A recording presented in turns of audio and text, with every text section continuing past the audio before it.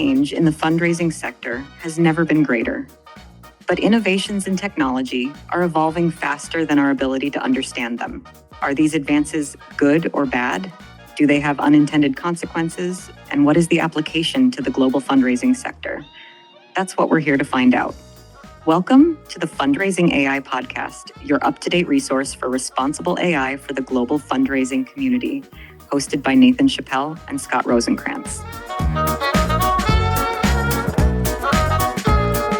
All right. Well, welcome to another episode of the Fundraising AI podcast. It's so great to be back here this week. And this is a special week, as Scott and I have been really looking forward to. This is the first week that we have a guest with us. So, I mean, a little nerve-wracking because we have someone who's like really, really smart, also really experienced in this industry, but also just a really cool guy. So, part of this is like, how is this thing going to work? I'm looking forward to a really awesome conversation. Fortunately, I've had the pleasure of meeting our guests several times in the past and always had, good conversations. So I'm Nathan Chappell. I'm here with Scott Rosenkrantz. We've covered the coast from California to New York. And today, our first guest on the Fundraising AI podcast, Tim Paris, who is the CEO of Dataro, not Dataro, which I thought was just always Tim's accent, which you'll see in a second. But I know now how to properly pronounce the name of your firm, Tim. It's awesome to have you here. So that brings us to how you got into AI. How did you get into nonprofits and AI? I was, again, probably just scared a bit of the real world. So I was consulting. I was just like, who's a friend that will give me money to do some work? And I was doing some data science, analytics work, using my statistics skills and working with everyone from like big banks back home to universities to charities. And I think I just got really lucky at that stage where I had a friend who connected me to Greenpeace. And that was the first charity we started working with. And very quickly figured out the work I was doing with a bank was soul destroying and improving their profit margin was not something I wanted to do with my life. And then immediately started working with Greenpeace as one example. And I was going into their office and have this great, like in Sydney anyway, they have this great office, not anymore, but it really bleeds Greenpeace. Like you understand what they're trying to do and you understand the people that are at it. And it just had this wonderful vibe. And I was like, you are the people I want to help. And the best way I can help you is using my data skills. And that started a really lengthy project with them that was really successful. The reason it got into AI and charities is because the specific problem they were tackling right then was that they were sending out too many communications, too many letters to their donors. And they were also experienced too much churn. So they were just losing donors. And we said, hey, we think we can help you with that. What's your current strategy? You're sending it to everyone. We think we can use some machine learning and some AI to say, these are the people that actually want to hear from you. And they lowered their costs significantly with that strategy, but they also ended up raising more money by finding people that were actually wanting to contribute to them at that time. So better donor experience for their donors and more money for Greenpeace. And I said, gee, if I can do this for everyone, like I'm going to be a really happy person. And I think that'll be the best thing I can do in the world. So yeah. That kind of got me started. And then I was like, hey, let's do this. Let's scale it to lots of other charities. And then we kind of went from there. Yeah, that's awesome. And that was your earlier experience was all in Australia, right? And you were doing that, and which is a fairly, smaller philanthropic market than the US, obviously. I imagine where like a lot of people know people. So how easy was that to like gain some traction there? And now recently you moved to San Francisco in the Bay Area. Yeah. Tell us a little bit about that. Like how is it like and what's the kind of involvement in AI adoption in Australia? How does it compare to the US now? Yeah, that's a really good question. So it's kind of funny. I had a strange journey here because the very first, like even that Greenpeace example, loved us and loved AI and wanted to use it. I remember this one time we were presenting to someone higher up. I think it was the CTO, and we're presenting the work we were doing. And we showed it to him. We did this great slide and presentation. And then he just sits back in his chair and he goes, this is awesome, right? And he got it straight away. He's like, this is the power of AI. And he understood it and he did it in a very flamboyant way. And we were like, great, this will be our experience everywhere, right? And then we realized that wasn't the case. This is 5+ years ago. In general, most people in Australia, like we're pretty progressive, I'd say. We actually adopt technology pretty well, even though we're fairly cut off from the world. So it's fairly similar to how I see things in the US. And the same thing applies. Australia's a small place, but no one knew us either no one knew me, or who's this clown that says you can do AI, right? And so it was still very much, how do you build trust with a new technology? That became our key question. How do we help people understand this really complex thing? How do we change it from a black box to something that they can peer into and understand? And we did that in Australia successfully enough, but eventually everyone knows you and all that stuff. But it does take time, and we're going through the same process here in the US. And just digging into that a little bit, because it's something I know that when you and I spoke last week, have it in common, that idea that AI transformation is a lot less to do with data and models as it is with the mindset and the culture of adoption and change. Have you evolved in your kind of thinking around like, what step do you start at to like guide people through that? Or and I get this from at the personal level, because the average person's like, am I supposed to be afraid or happy about AI? Like, how is it going to change my job? To like organizations really understanding that like, this is not something that like it's going to fundamentally solve all your problems, but you do have to shift the way that you think. I mean, do you start at like square one with clients or individuals when you're explaining kind of where they're at, and it's kind of work sequentially through that? It's funny. I used to start in square one, and square one was way down here, right? Like a few years ago. But I think now I get to start, people understand AI through the lens of GPT now, and they're excited and they know they have to use it in some way. They know there's potential there. So now we kind of get to start the conversation here with, hey, there's this thing you already know. Let me tell you about other things AI can do for you. So I think that's what's probably changed over that time frame. The other part about it, like tackling, there's still hurdles, right? In like understanding the AI and everything else, and especially with organizations. And I think the approach we take is very much from the startup product company, the venture portfolio world, which is pick something that you are really good at and make it so dead simple and so easy to understand and solve one very clear, specific problem and go hard on that. And that's what we tried to do at Dataro, and say, AI can do a lot of different things for you, but the one thing we're really going to focus on, for instance, is you run appeals, and we are going to make you more money in appeals by telling you exactly which donors you should contact and why. And we really focus on like that one specific narrative. And I think that helps a lot, because as you say, Nathan, and you guys talk about it in this podcast, there's a lot of cool things going on with AI all the time, and no one's going to keep track of it. So you need to kind of get cut through with something simple. Yeah. So you've worked with, awesome. I'm sure, a bunch of clients at this point, right? I'm sure you've seen some succeed incredibly and some fail also quite incredibly. Are there markers that you like pick up on, or the opposite, red flags? But like, I think if a lot of our hopefully listeners out there are coming from nonprofits, like how do they know if they're in a good position to take on one of these products? Yeah. Are they ready? Like, are they ready to use AI? Yeah.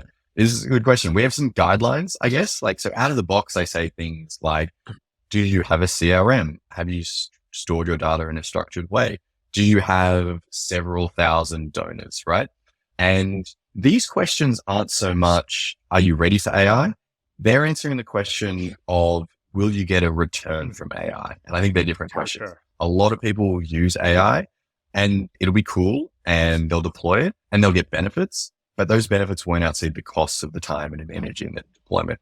So that's why we say, we have some thresholds that we say, well, you'll get an improvement, but it won't outweigh the cost. Or we think there are other ways you can actually improve your fundraising of the organization. It's kind of the case with the type of AI we do. And Nathan can speak to this as well. The more data you have, the better the targeting, the personalization, that part of the AI is going to go. So when someone's like really small and doesn't have a lot of data, and it's not structured, it can tend to be more challenging.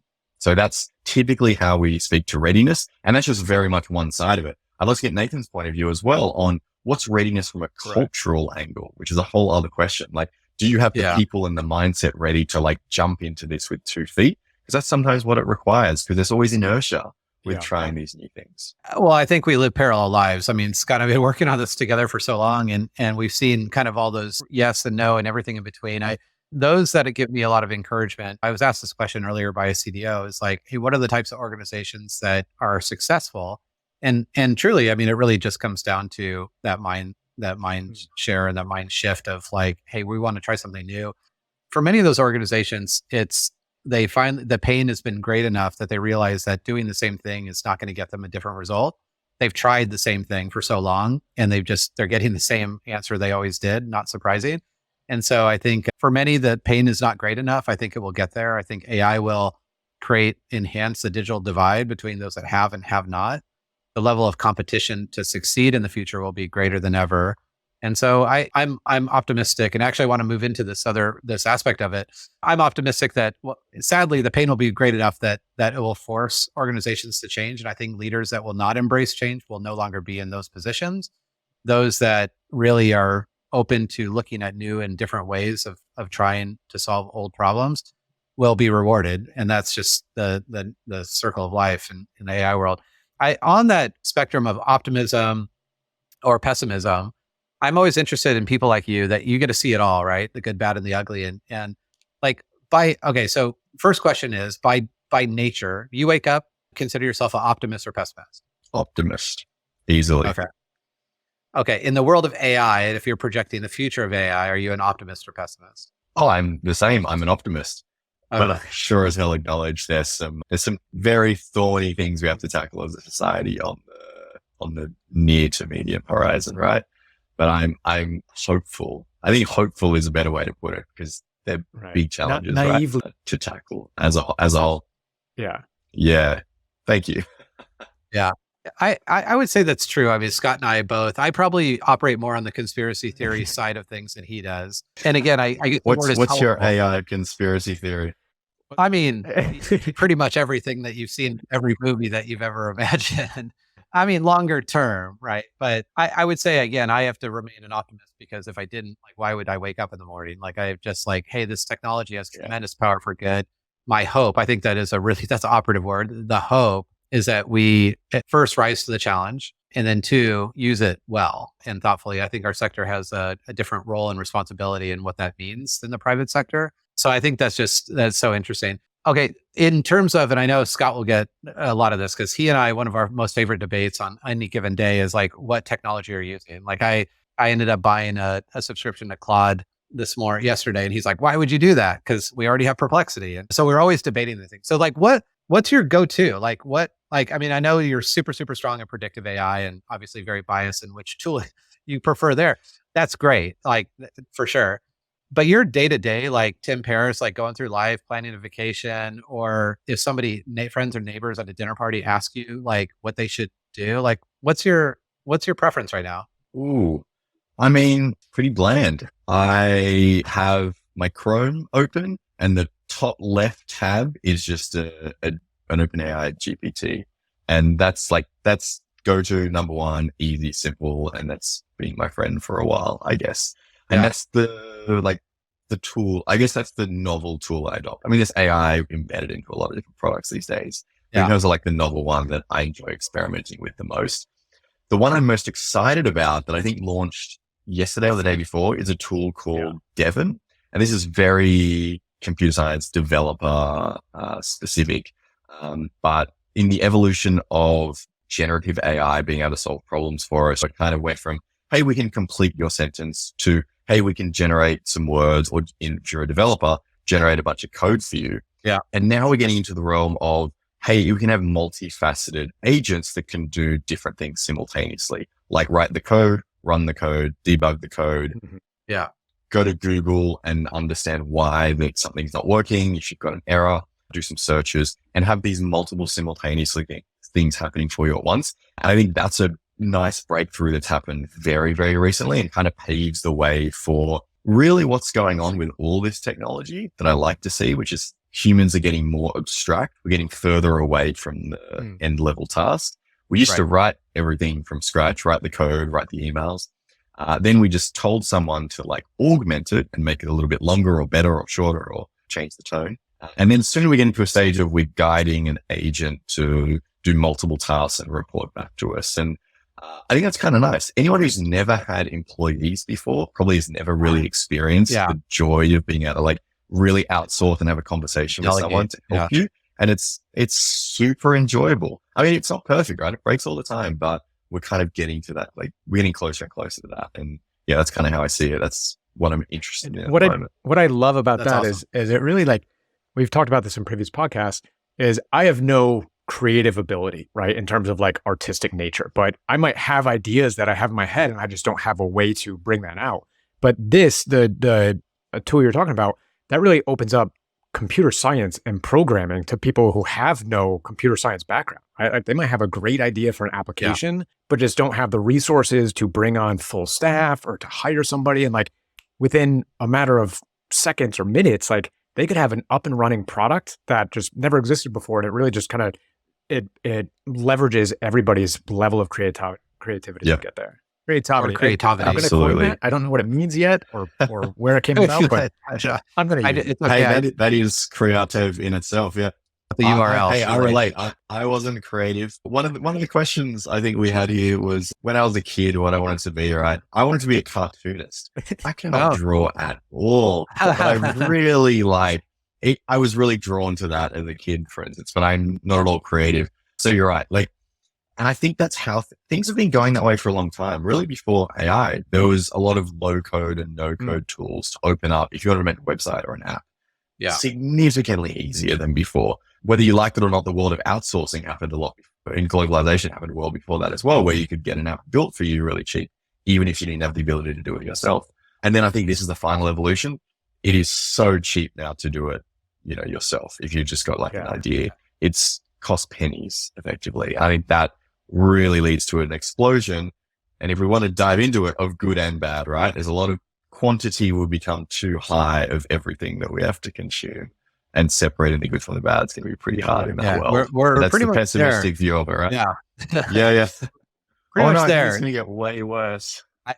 At what point do we just like go buy a farm and grow our own vegetables? Because I mean, that my biggest fear, especially with generative on its own without predictive, is that we produce so much and we can't consume. I know personally I can't consume more than I am now. It's already a bit overwhelming. And so using agents of AI to essentially sort through, I think is that next level that we need to have bots essentially curating stuff for us. But again, it's amazing. And the things that you're talking about are not like 2 years from now. You're talking about like 2 days ago. So it's an amazing time that we're living in and all that. So I think we're almost out of time, but I want to leave this. You get the perspective every day to like watch nonprofits do different things. And of course, some of them using Dataro and other and all using AI in other ways too. Like, do you have a like favorite nonprofit use case that's like beyond the predictive AI, or it doesn't have to be beyond predictive AI, but like a use case that you just think others can resonate with, and like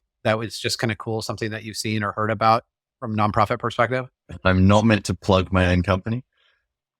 Well, ideally no, because we already that's kind of a given at this point. I think I can answer that. I don't think it's a favorite tool, but I think the conversations I like having the most these days, when someone at a charity talks to me and they say, hey, I just got benefit out of using ChatGPT, like something very simple, something that saved them time, but something they could do themselves without anyone else. And that's kind of my favorite thing.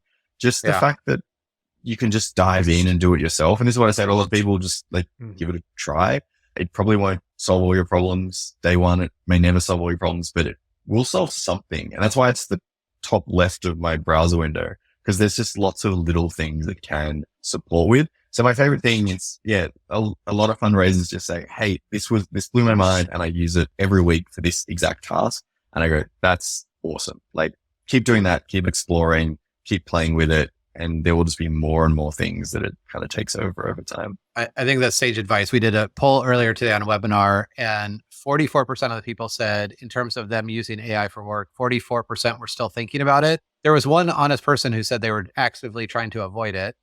15% were testing it and 40% were using it. So I think that's great advice. For those that are using it, great, continue to use it and try new things. And I think for those that are either testing or thinking about it, it's like baby steps, like try something new every day. And I do think the word you use is joy. I think is so appropriate, because I think as technologists, we've used it, and I found myself, like me and my dog, being like, holy moly, like that was amazing. Like that thing just happened. And that says a lot for people who live in this world all day long.